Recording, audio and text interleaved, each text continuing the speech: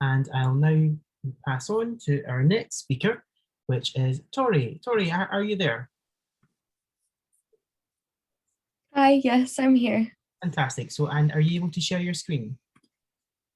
I'm trying now. Fantastic. I'll stop sharing. That should be you now. Okay. Thank you so much. Can everyone see the PowerPoint? Yes, we can. Okay, perfect. So, like it was already said, I'm Tori Sanseverino. I'm currently a master's student at the University of St. Andrews, and I just wanted to share today some of my preliminary findings about my dissertation work. And I have been investigating the impacts of El Nino on agricultural productivity by utilizing remote sensing techniques in Piura, Peru. Just a quick overview of what I wanted to go over today. First, why is this even important to research? My research objectives, and my remote sensing technique, NDVI, also normalized difference vegetation index, the area of interest, how I actually conducted the NDVI analysis, and some of my preliminary results. So first, why conduct this research? Well, I have three main reasons. First, the impacts of El Nino. So for those of you who don't know, El Nino is a climatic event and it occurs about every 3 to 5 years. And this is when surface temperatures in the tropical Pacific Ocean become warmer than usual. And this causes the east winds to be weaker than usual, ultimately causing increased rainfall in the Eastern Pacific. And due to this increased rainfall, this can have potential impacts on agriculture. And additionally, it has been found that climate change is likely intensifying and increasing the frequency of El Nino. So it makes it even more important that we understand El Nino's impacts, especially on agriculture. And secondly, El Nino creates opportunities due to this new climatic variation. So although it can cause variability in crop production, this variability could be embraced and could bring about the most beneficial outcomes possible for agriculture. And finally, there's currently a lack of information about the impacts of El Nino, especially in very specific areas within Peru. Currently, most government data and information is about the departments in Peru, which are these really big areas, kind of like states. And within these departments are very diverse geographic regions, and thus we're missing key information about how El Nino is impacting some of those different pockets within the departments.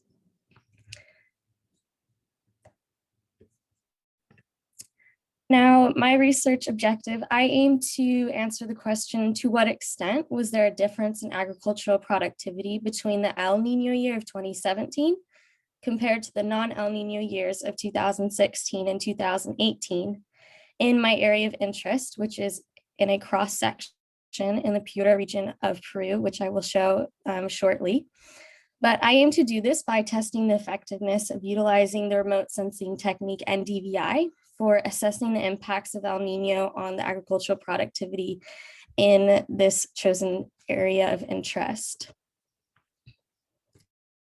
So the area of interest, this is located, like I said, in the Piura department of Peru in the Sechura Desert, in a specific cross-section of the Yampique Lake and the Piura River, which I'll show a map of in a second. But before I do that, I just wanted to go over very quickly the climatic patterns over the past few years in this area to keep in mind when I share the information that I found about the NDVI analysis. So first, in 2016 and 2018, there was much less rainfall compared to the El Nino year of 2017. 2017 had about 850 millimeters in total, whereas the other 2 years only had about 60 and 40. And the timing of these rains are also different. In 2016, February was the rainiest month, followed by March. This is fairly similar in 2017, where it starts in January and peaks in March as well. But in 2018, there was a little rain in April, but December was when we received the most rain. And here we have a map of the actual study area. So we can see first the country of Peru, then we have the department, and finally the specific area of interest at the bottom where all of the data analysis was conducted. So we have Lake Nyampique on the left and the Piura River down the center. Now, what is an NDVI analysis? Well, the normalized difference vegetation index, it's a ratio of photosynthetic capacity, and it's calculated by using the formula below. This outputs a ratio between -1 and +1, indicating different values of chlorophyll. Now, the formula first takes the near infrared electromagnetic waves and subtracts it from the red, and then divides it by their sum. Now the values above 0 represent an area with vegetation, and from there, the higher the number, the more chlorophyll is contained in that measured zone, and this represents healthier vegetation. And in the table at the bottom, we can see different classes of these NDVI values, and they're divided into classes based upon the health and condition of the vegetation. So the higher the value, the more chlorophyll that is found in the plant, the healthier it is, and thus the more productive it is. So throughout my presentation, I do refer to the health of the plant and productivity interchangeably. So as for conducting the NDVI analysis, I utilized images from the Sentinel-2 satellite, and I took them from the USGS website, which is free. And I collected images for each month of all 3 years from 2016 to 2018. And then I conducted the NDVI analysis on them using ArcMap. So I conducted that formula in each of them in ArcMap.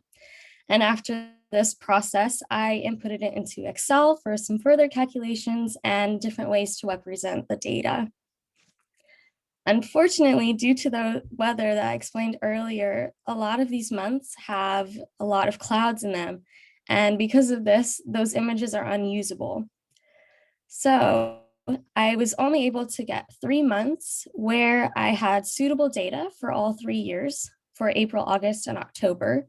And then 2 additional months where I could compare just 2 of the years, which is still helpful, but not ideal.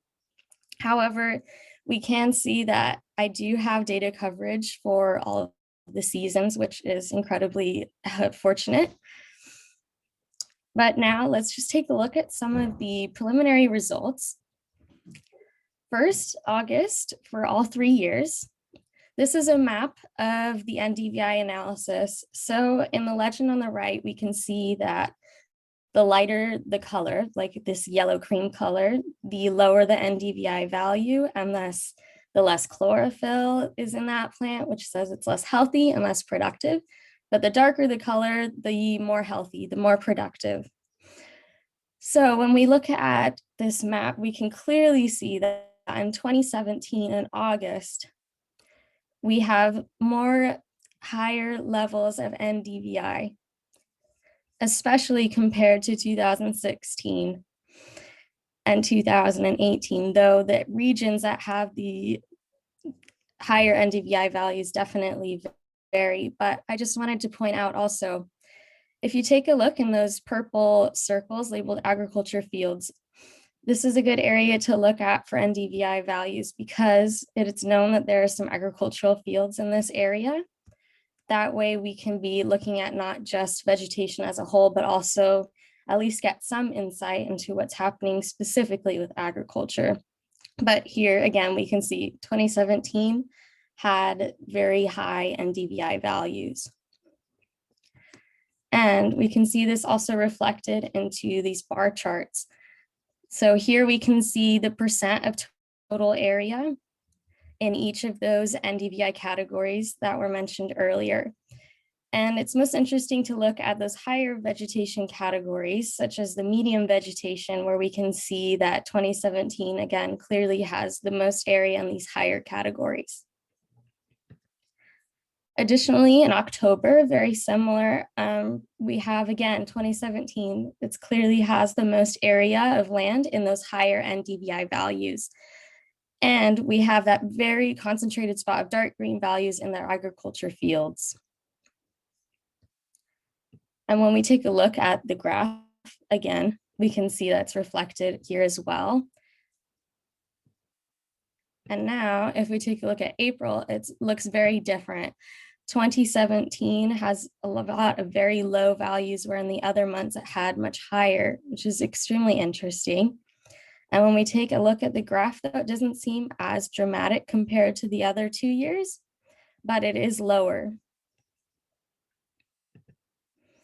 And December, just 2 years we can compare here, 2016, 2017. 2017 is again having the very dark values, which we can see again in the bar chart. And finally, 2017 compared to 2018, we see 2017 actually has much lower NDVI values than in 2018 once again. So this is also seen in the bar chart. But just a summary of these preliminary results. 2016 is less productive than both years, at least for the months that I have data for. And 2017 is usually more productive, except by small amounts in February and April. And when we think about the weather patterns, this could make more sense of the output of the results, since the timing of the rains could be affecting when we are actually having higher amounts of NDVI values, especially when the rainy season starts. And then we have to consider how long the effects of the increased water in the region will affect the agriculture and vegetation. But as we can see, 2017 has the most area of high NDVI values. And those values, like I said, they represent higher levels of chlorophyll, which indicates healthier plants and also more productive plants. And this suggests that El Nino in general could be positively impacting the amount of productive vegetation in a year. And potentially it could be providing the ideal conditions for more productive agriculture. I just have a couple of recommendations for continued research in this area, whether it's in Piura or on a similar topic in a different region. First, I'd recommend enhancing the remote sensing data coverage and accuracy, first maybe by purchasing satellite images. That way you can get higher resolution and also more data with less cloud coverage. I also recommend another type of remote sensing technique, a supervised classification, where you can identify the different species of plants in a satellite image. That way you can compare not only vegetation from agriculture, but also be able to identify the different species within agriculture and compare their health. For example, cotton, beans, and maize, comparing all of those. I'd also suggest creating a more holistic perspective by adding qualitative data into the research with interviews and newspaper articles, for example, about the impacts of El Nino on agriculture. That way it can provide a more holistic perspective to the quantitative remote sensing data. But thank you very much for listening, and I look forward to hearing the other presentations. Thank you so much, Tori. Thank you so much. And I'd just like to remind everyone, if you have any questions, then please keep them for our discussion. And if you would like to ask a question in the meantime, please feel free to use the chat box. And now we'll move on to Ivan. Hi, Ivan, are you online? Hello, yes. Thank you. And I believe you can share your screen, is that correct? Okay. Fantastic. And this presentation will be in Spanish, yes? Yes. Okay, just for everyone else to advise, please feel free now to select English from the translation. I will now ask our translator, Guadalupe, to switch from Spanish to English. Yes? Yes, we can. Yes. Okay. Sorry, wait, voy a desconectar el audio para no confundirme. Ok, ahora sí. Ok, buenos días con todos. Mi nombre es Iván Gómez. ¿Pueden ver mi pantalla? Sí, Iván, lo veamos. Está bien. Perfecto. Ok, gracias. Yes, Bueno, we soy can Iván see. Gómez, de la Universidad Nacional Agraria de La Molina. En esta oportunidad quiero presentarles nuestro trabajo que complementa muy bien lo que acaba de presentar Tori Sanseverino en relación a la productividad que se da en Sechura en relación al fenómeno del Niño. Y vamos a ahondar un poco más de manera cualitativa y cuantitativa cómo es que este fenómeno impacta en las actividades agrícolas, pesqueras y otras actividades a nivel de Sechura. Bueno, se sabe mucho del fenómeno del Niño aquí en Latinoamérica. El impacto es negativo. Hay un impacto tanto en las comunidades rurales como en la ciudad, debido a las altas lluvias, al desborde de los ríos y al impacto que genera en la infraestructura, a nivel social, a nivel de salud también. Y es lo que comúnmente las noticias nos dan, la información que nos brindan las noticias, ¿no?, sobre el impacto de este fenómeno.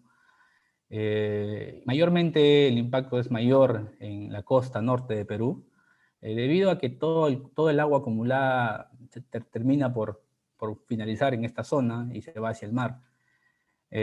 Sin embargo, podemos convivir con este fenómeno. ¿Qué tan posible es poder aprovecharlo, aprovechar las bondades que pueda generar? En ese sentido hay un caso muy peculiar en el norte, justamente la zona más impactada, y es la presencia de un gran lago que se genera en pleno desierto de Sechura. Este lago tiene una extensión máxima de 300 kilómetros aproximadamente y unos 40 kilómetros de ancho, y viene generando en las comunidades campesinas aledañas a él altas producciones agrícolas, ganaderas, genera pesca también, que permiten que muchos de los pobladores puedan aprovecharla y también mitigar las pérdidas que pueda estar generando el fenómeno del Niño. En ese sentido, nuestro proyecto trata de tomar información y poder mostrar de manera cualitativa y cuantitativa cómo se incrementa esta productividad en las comunidades. Para ello, estamos ubicados en Perú, en la zona norte, en la bahía de Sechura, y hemos trabajado en dos áreas muy interesantes para poder contrastar lo que le vengo mencionando. En la zona izquierda tenemos a comunidades campesinas que son netamente agrícolas y cuentan con un sistema de riego a través de canal. Estas comunidades aprovechan el agua de este canal para poder generar agricultura, a la cual vamos a denominar zona con riego. Y en mi parte derecha tengo la zona seca, o es la zona del desierto, que también son comunidades agrícolas también, pero no tienen infraestructura hídrica. Y lo que ellos vienen haciendo es aprovechar la vertiente del río Piura para poder aprovechar un poco del agua que cuentan temporalmente, generalmente cuando hay lluvias o cuando se genera el fenómeno del Niño, que es lo que queremos comparar, y aprovechan para generar agricultura. Entonces, nuestro trabajo consistió en comparar ambas zonas y ver cómo en el fenómeno del Niño del 2017, el último que tuvimos aquí en Perú, el niño, denominado Niño Costero, ha impactado en las actividades económicas. Todas estas comunidades están cerca al gran lago que les comento, que es en la parte sur, que es en esta zona. ¿Okay? Bueno, para ello, para conocer estas actividades, para conocer de manera cuantitativa, hemos tenido que ir a campo. Mi compañera Evelyn y quien les habla, tuvimos que ir a las comunidades a través de encuestas y también por llamadas telefónicas debido al problema del fenómeno del COVID. No pudimos hacerla en algunos casos presencialmente, pero pudimos tomar información de 99 agricultores, 46 ganaderos y 49 pescadores. Debido al poco tiempo que cuento, voy a presentar resultados de cómo ha sido en la agricultura y en la pesca. En relación a la agricultura, podemos observar que, como les comenté en un principio, la fuente de agua para la zona con riego es a través de canal. En su mayoría todos se abastecen de agua de canal para poder generar agricultura. A diferencia de la zona seca, de la zona derecha, que aprovechan el río. Lo notorio de este análisis es que hay un 8.2% de la población que cuando no hay un fenómeno del Niño, simplemente no tiene fuente de agua y su agricultura es nula. Sin embargo, cuando hay un fenómeno del Niño, este 8%, bueno, se convierte en un 7% que aprovecha las aguas no solamente del río, que se intensifica el caudal, sino también de la lluvia que se genera, lo que hace es humedecer los campos agrícolas y permite que puedan desarrollar agricultura. En relación al área sembrada, que es el espacio que ellos utilizan para poder sembrar sus cultivos, hemos notado que en la zona con riego no hay un cambio brusco. Sin embargo, sí hay algunos pobladores que manifiestan que no siembran nada debido a que corren riesgos de que sus campos de cultivo se inunden debido al desborde del agua, de los canales y las pérdidas que puedan tener. Sin embargo, la tendencia es a disminuir, pero no de una manera tan brusca, ¿no? En relación al área sembrada. Cosa contraria que pasa en la zona seca, en la zona del desierto, como lo mencionó Tori, en un año niño hay un incremento del área sembrada. Inclusive el incremento es de 3 veces más su valor. Esto debido a que cuentan con tierra húmeda y cuentan con agua para poder desarrollar agricultura. En relación a la producción de los cultivos, primeramente en la zona con riego, ellos desarrollan mayormente arroz, que es su principal cultivo, y también algodón, maíz y frijol. Sin embargo, podemos apreciar que cuando hay un fenómeno del Niño, hay una disminución de la producción por agricultor.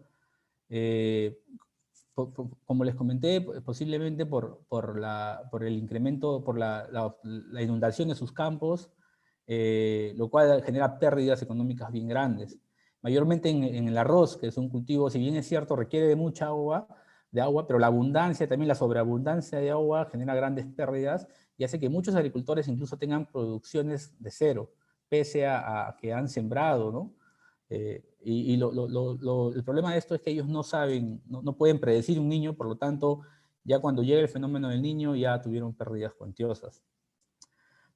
En contraste con la zona seca, es diferente. En la zona seca podemos apreciar que hay un incremento de la producción, tanto de maíz, de frijol, de algodón. Incluso el cultivo de algodón es el que se intensifica.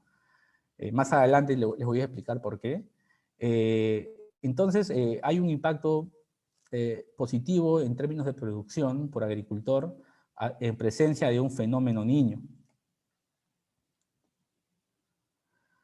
En relación al precio de los principales cultivos, que fue también parte de nuestras entrevistas, podemos ver que tanto en la zona con riego y en la zona seca, en la zona con riego hay una disminución de los precios, y en la zona seca también hay una disminución, pero no es tanta, ¿no? Sin embargo, quiero entrar en este detalle que al haber, para el algodón, el precio del algodón se incrementa en esta zona y probablemente ese es el principal factor que permita que los agricultores de la zona seca, la zona desértica, puedan querer cultivar algodón, ¿no? Porque aparentemente les viene generando grandes ingresos. Sin embargo, en términos generales, el precio se mantiene con una tendencia a disminuir en algunos casos como el maíz y el zapallo.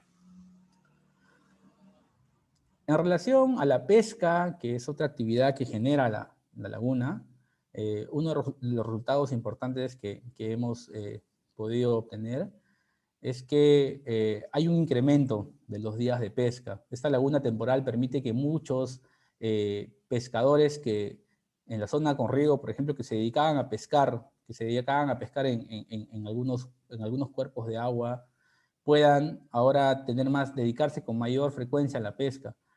Y lo más resaltante es que en la zona desértica, cuando hay fenómeno del Niño, cuando no hay fenómeno del Niño, perdón, la pesca es cero. Y más bien el fenómeno del Niño trae consigo pesquería para los pobladores, ¿no? Entonces hay un incremento de pesca considerable de los pescadores A diferencia de la zona con riego, porque ellos, aparte de tener el canal, tienen también cuerpos de aguas pequeños que permiten que hagan pesquerías de subsistencia, podría decirse, o también puedan migrar a otras zonas. Pero en la zona seca sí hay un evidente impacto positivo de la pesquería.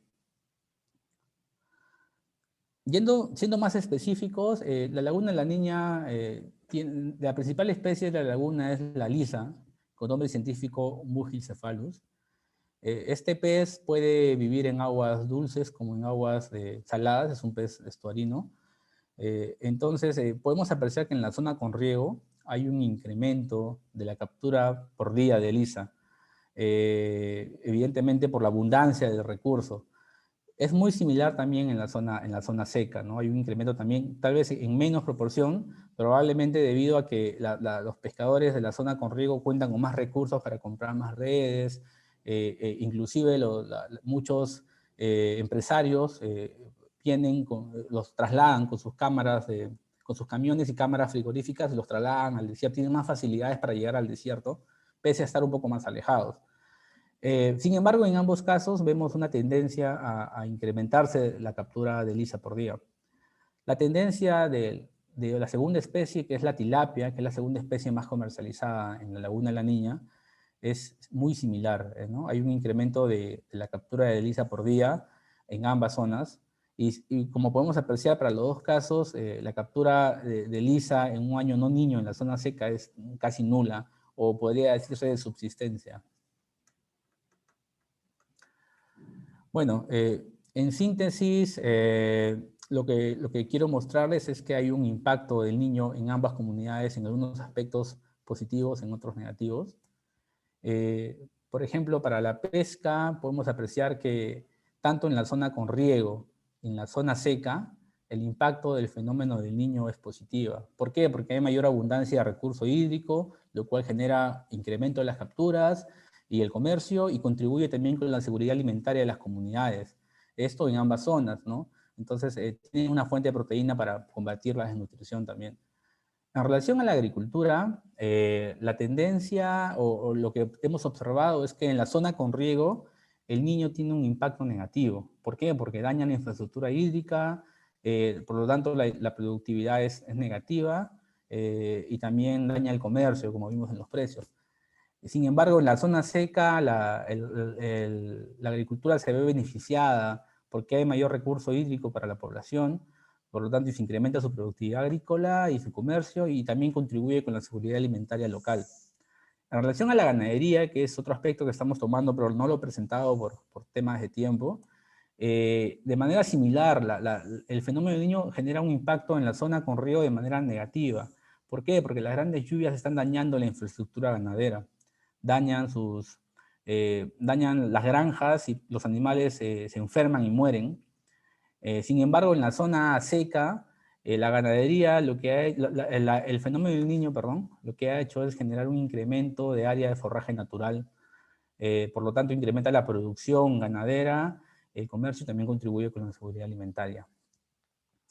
En el marco de todo lo que hemos podido apreciar, nosotros, bueno, hemos identificado algunas recomendaciones para poder aprovechar mucho más el fenómeno del niño en estas zonas.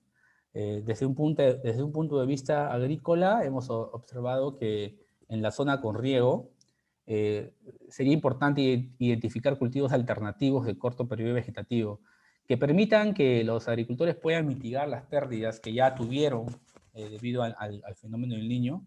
Un ejemplo de estos cultivos alternativos y de corto periodo puede ser el camote, el frijol, hortalizas, etc.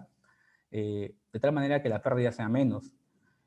Sin embargo, también se recomienda pues, que generen fuentes de financiamiento para la reinversión de la producción agrícola. Después del niño, los agricultores tienen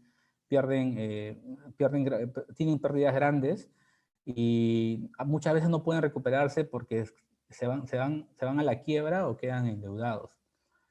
Asimismo, también se recomienda pues, ¿no? un reforzamiento y mantenimiento de la infraestructura hídrica para que el agua sea manejada de manera adecuada. Y eso es lo que hemos venido viendo cuando hemos conversado con los agricultores. Nos han dicho que los niños anteriores, que se ha sido en el año 1983, perdón, las pérdidas eran mucho mayores. Ahora las pérdidas son menores, pero todavía la hay. Y esto debido a que han venido ellos reforzando su infraestructura hídrica y permite que ya puedan seguir cultivando, pero no teniendo tantas pérdidas. En relación a la zona seca, lo que se recomienda es fortalecer las capacidades de comercialización directa del agricultor al consumidor final. Esto porque muchas veces los agricultores no comercializan directamente su producto hacia un mercado final, sino dependen mucho de un intermediario. Y nosotros creemos que fortaleciendo las capacidades de comercialización, los agricultores podrían tener mejores ganancias. Asimismo, también identificar cultivos potenciales, ¿no? Similar a la zona de riego, de corto periodo vegetativo para poder aprovechar al máximo las tierras húmedas, porque sabemos que este periodo es temporal, no es siempre. Y de manera similar, se tiene que generar fuentes de financiamiento para que los productores puedan incrementar su producción, puesto que muchas veces los agricultores no pueden sembrar todos sus campos agrícolas porque no tienen capital para poder invertir en ello. En relación a la pesca, para ambas zonas, dado que el impacto es positivo, lo que se recomienda es elaborar un plan de manejo para la pesquería de lisa y tilapia de la zona, específicamente en la laguna La Niña. No hay información, por ejemplo, de cuál es la biomasa, no hay información de cuál sería la talla mínima legal de captura para esta zona. Y creemos que es importante hacer estudios en relación a esto cuando se genera un niño, cuando se forma en la laguna, para poder manejar esta pesquería de una manera adecuada y sostenible. De manera similar, otra recomendación que se hace es identificar las potenciales especies acuícolas de corto periodo. Hay estudios que se han hecho sobre el crecimiento, por ejemplo, del langostino en la laguna Ñapique, y podría también trasladarse a la laguna de La Niña cuando ésta se genere, de tal manera que los pescadores puedan aprovechar al máximo los cuerpos de agua temporales que se generan, ¿no? para poder generar acuicultura temporal también. Así como el langostino, también la tilapia tiene posibilidades de desarrollar acuicultura. Y por último, creemos que es importante también fortalecer las capacidades de comercialización y preservación de recursos pesqueros para la venta al consumidor final, ¿no? Muchos pescadores no tienen capacidades para poder llevar su recurso a un mercado local o a un mercado final, lo cual permite que tengan la necesidad de intervenir comerciantes intermediarios, quienes a veces no les pagan un precio adecuado o no están conformes con el precio, pero debido a que es la única opción para poder comercializar su producto, tienen que comercializar de esa manera. Entonces creemos importante que se tiene que fortalecer estas capacidades y mayormente en la preservación del recurso, ¿no? Porque no hay infraestructura vial de la laguna de la laguna hacia la comunidad, hacia los pueblos, no hay una infraestructura vial adecuada. Bueno, en resumen, eso es lo que he tratado de explicarles. Es muy rápido porque tenemos poco tiempo. Si tienen algunas preguntas, estaré atento. Gracias.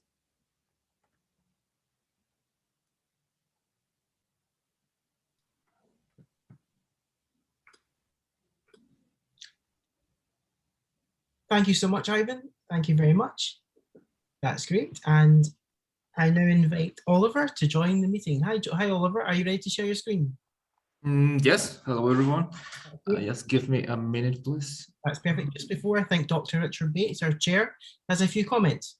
Yeah, really interesting presentation so far. I'm just looking at my watch here and looking at the time, and you know, we normally schedule for questions sessions at the end of this, and we'll certainly do that. But just to encourage you, please keep putting them into the chat so that we give the speakers their full time to get through their presentations. Anyway, great. Thanks, Oliver. Over to you. Hi, Oliver. Just to check before you begin, will this be in Spanish or English? We'll try to do it in English, actually. Yeah. Thank you so much. Guadalupe, would you mind moving to Spanish, please? Thank you. Okay, Oliver, off you go. Thank you. Okay. Hello, everyone. Today I'm going to present you also another part of the same project that my colleagues were already presenting. In this case, I'm going to present what is called the El Niño database. it is just a small synthesis of the databases collected in the framework of the project called Fishing and Farming in the Desert. Today I'm going to try it and do it in English, so I apologize for any mistakes that I will probably make.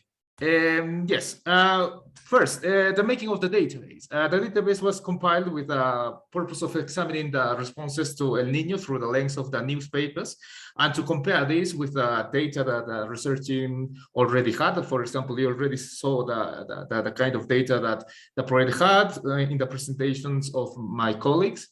The database was done in collaboration with the project partner, which is an NGO called SIPCA, that's also in Piura. They had in their library, they had the collections of newspaper cuttings belonging to the 1983 and 1988 events of the El Niño phenomenon. In case of the numbers, we have in total about 6,556 scanned and categorized newspaper cuttings. In total, we have 13 categories and 75 subcategories that range from infrastructure to religious organizations and goes through farming and fishing as well. Now, in the database contents, everything could be summarized on what you can see on the image on your left, which is chaos, destruction, and like the spectacle that the government did regarding his role. Both events portray the El Niño event as something disastrous, as something that you could just bring disaster in all sectors, in education, in health, in the destruction of roads, bridges, basically destruction of everything. There was just a small number of articles that would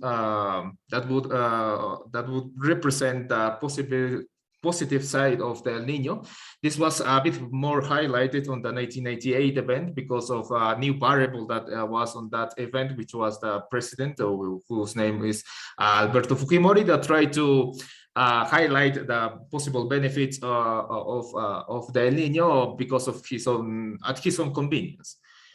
Now, in the case of the 1983 event, you could summarize all of this event on what you can see on the newspaper cutting on the right, which is basically Piura report to the tragedy.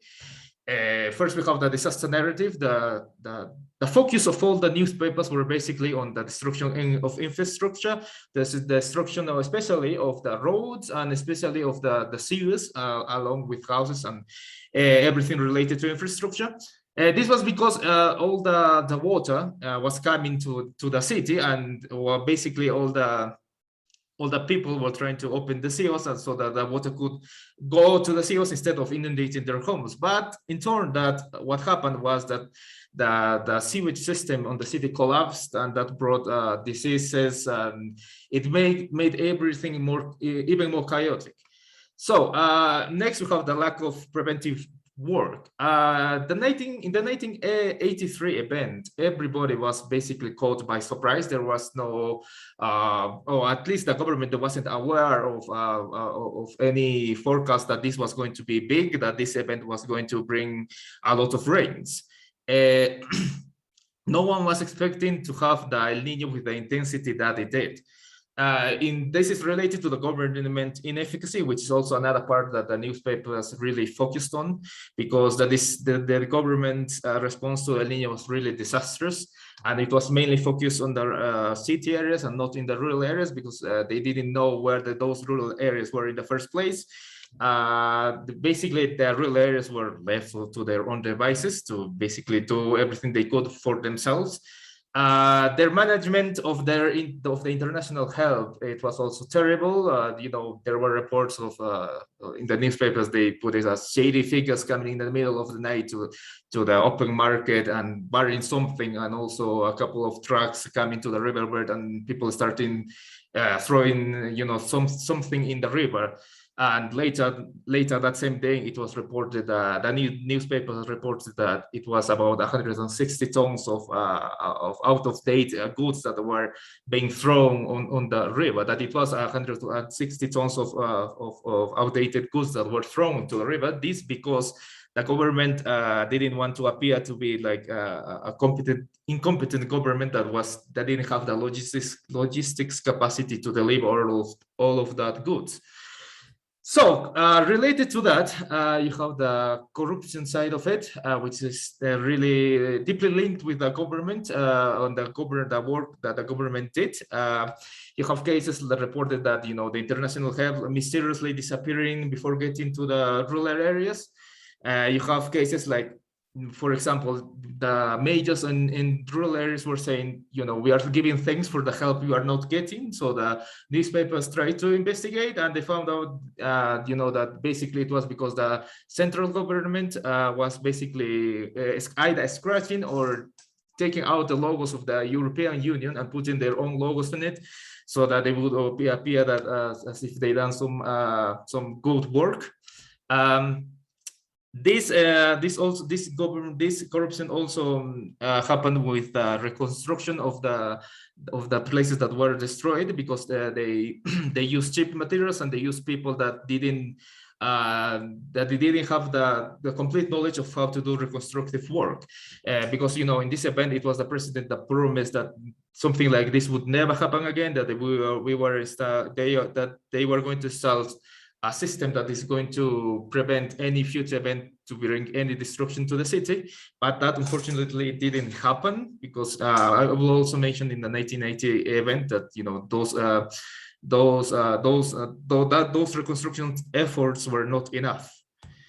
Now, to a bit of, like, you could say, the good side of it, we have the collectivism part of this event, where given the context where the government wasn't doing their job very well and all of this corruption, the rural areas got into a point that even the help from NGOs like SIPCA themselves and the Red Cross and all the international help was not enough. So they got together and they started to collect food and clothes for all the communities. And also what was really highlighted was, or what I want to highlight personally, is that how these communities go together to bring their communities out of isolation, because the rains destroyed all of the roads. So they go together and they basically brought, they fixed all the roads and they brought their communities out of isolation. And part of the good side of these reports, which were basically minimal in comparison to the 6,000 plus newspaper cuttings that we have in total, there were few reports that focused on the possible benefits of El Niño, which basically were focused on, like, communities that were celebrated because they were in a 10-year drought, but at the same time they would put like a narrative, like they would say, yes, they are celebrating now, but they don't know that this is going to bring a lot of destruction afterwards. So now, in the case of the 1998 event, again, we have also the disaster narrative, but in this case, it was a bit different, because in this case, we have a different variable, which is this man in glasses that you can see on the picture, which is the president of Peru. He wanted to be like the savior of the north of Peru, the savior that would do everything possible so that the destruction wouldn't affect people that much. So he tried to highlight the positive effects of the El Niño. And it was in this case, for example, that the official government's newspaper, which is called El Peruano, accused the media of having a catastrophe narrative and politicizing the emergency. In the case of preventive work, in the case of the 98 event, in this case, they were not caught by surprise. There were a lot of reports and a lot of forecasts, for example, from Tsunami, which is the local meteorology organization, and also from the United States NOAA, that sent their reports, and the government already knew that a possible El Niño was going to happen. But as soon as the rains came, the newspaper informed that the preventive works that what were done were not enough, and that the cities and in some rural areas were already getting inundated. And along we have the government inefficacy again, which is in this case the lack of capacity to do good things either in the preventive work or during the emergency or after the emergency. For example, we have one of the highlights of this, which was the building of the drainage system, which was done in such an angle that instead of the water going outside the city, the water was coming inside the city. I mean, the system designed to protect the city was contributing to its own inundation. And again, the newspapers all really highlighted that part, and also were saying that what the government did was not enough at all. Also, we have the comments that the government made saying that no food shortages were going to happen in this event because now they were going to fix the roads in 3 to 6 hours. Not like in the 83 event where they were fixed in 6 to 15 days, but unfortunately that didn't turn out to be true because one of the characteristics of this event was the lack of food, especially in rural areas. Now, regarding the good side of it as well, we have that again in this context that people also got together and did took an active role, that not only the people in the affected areas, in this time people all over the country and even in communities of Peruvians in other countries like the US sent help to these affected communities. And we also have the special role that women played on this event because they got together and implemented what we call ollas comunes, which is basically like the best translation that I could find is community soup kitchen, where women got together and would cook for the whole neighborhood, and this helped a lot of people that basically lost it all. But also the other side that the newspaper also puts is that the reports of collective psychosis that some people in Lima started to loot some places, some stores, to get anything that they could get to protect themselves against the rain. Regarding the good side of it as well, we have that in this occasion it was a bit different. As I was telling you, the good side of the Niña was a bit more highlighted, but mainly it was focused on the La Niña Lake, which is a lake that forms because of all the rains that come to the desert. And as you can see on your image on the image on the right, you can see that it says La Niña, the paradise of the lisa. The lisa is a species of fish. All of these positive reports were focused on this lake because people were now able to fish, and people were also using this lake as a touristic attraction. People also were now able to farm because places that had like drought for a year or something were now able to do that, to have animals, to have some farming in the area. Now because of that time, I wanted to give just a small summary and what we think to do next. In summary, as you can see, because of the time, I couldn't put all the results of the whole database.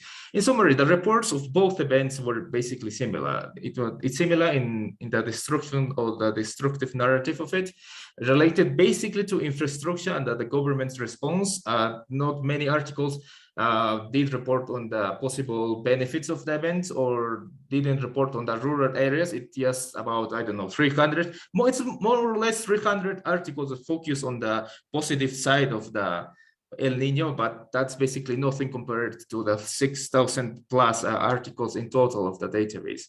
On the other hand, and this is the part that I personally wanted to highlight, is the constant that we have, that is the will of the people to gather and work in solidarity, given the absence of the government. And well, now the next steps. The next steps are to complement this database with a new set of newspapers that we have, which covered the 2017 event. These are in the process of being analyzed right now. And after that, after we have all of that categorized, we want to make this database accessible for others, not just for like the academic community, but also for anyone that wants to have access to it. In that regard, we are also trying to find like repositories and also a mirror here on Peru, where the data can be easily be accessible in both countries. So yes, that was just a short summary of what the newspapers tells us. Thank you. Thank you so much, Oliver. That's fantastic. If anyone has any questions for Oliver, please feel free to use the chat box, or of course keep your questions to the end in conversation in the discussion section that we'll be having soon. I'm very aware of the time, so we will now go on to our final presentation with Iona. Hi Iona, are you online? Yes. Fantastic. Just share your screen now, that'd be great. Thank you. Yeah. This presentation will be in English, so Guadalupe, if you continue in Spanish. Thank you so much. Can you see the presentation? Yes, we can. Okay, perfect. So I'm going to be presenting a continuation of the El Niño analysis.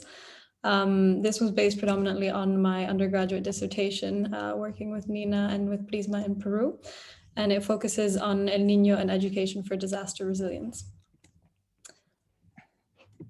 Let's see.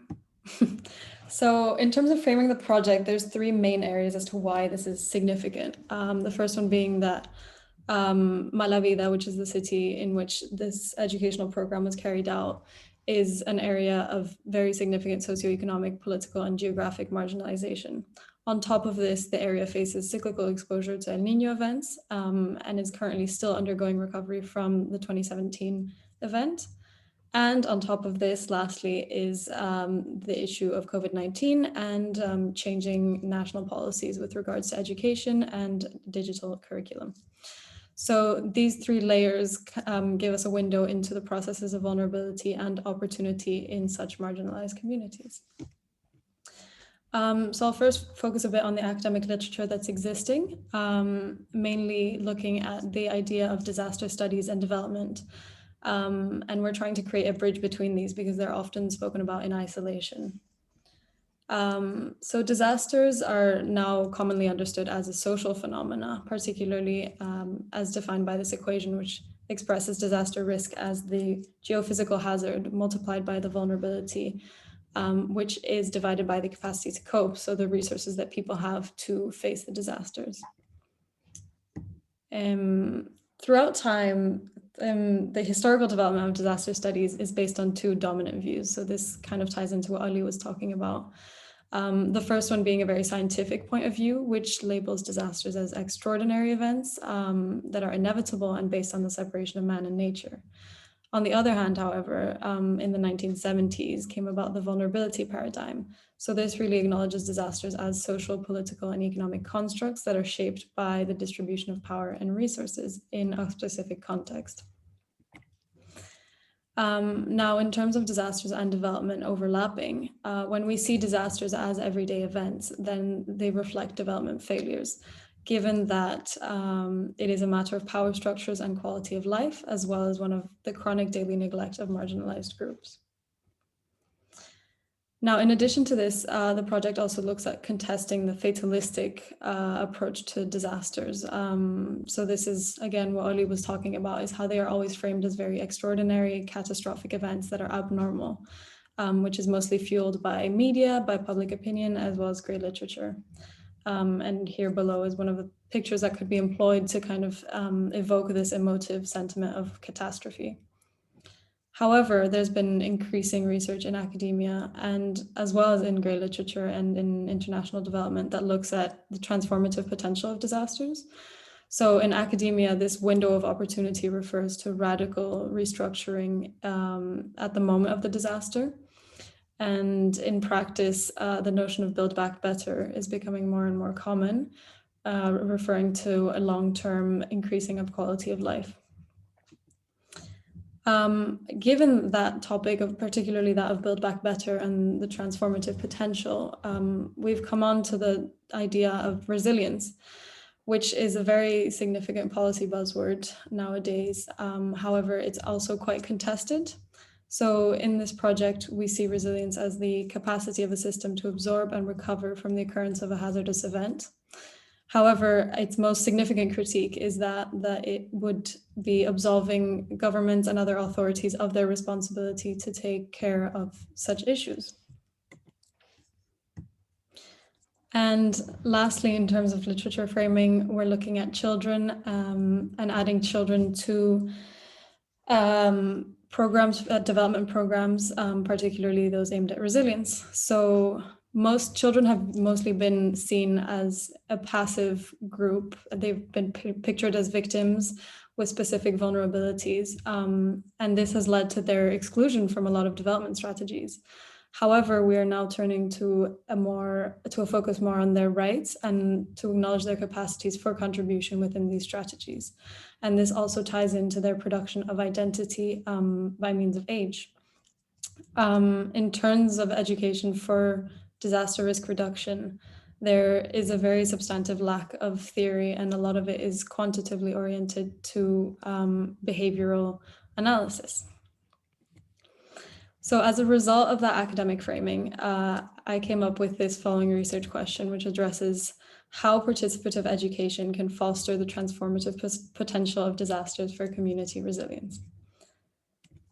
This is a bit wordy, but these are the data sources that were used. The first one is a set of interviews conducted in the community, which aim to gauge the community perceptions of the disaster to see whether they were framed as an opportunity, just to ensure that we were aligned with the project being visualizing El Niño as an opportunity.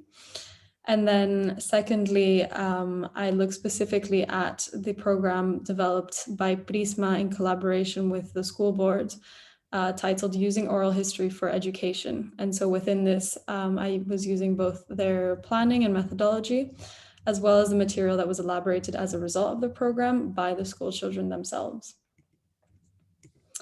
So for the first part, in terms of perspectives, we got 3 significant outcomes. The first of which considered the temporality of the experience of El Niño. So in terms of kind of picturing El Niño, if you were to consider the short term, then the perspectives are quite bad and fatalistic and catastrophic. Whereas once they started to engage with a longer term point of view of El Niño and include the positive aftermath, then it was seen as a positive thing given the economic opportunities and the learning for future preparedness. The second topic considered that of structural vulnerability.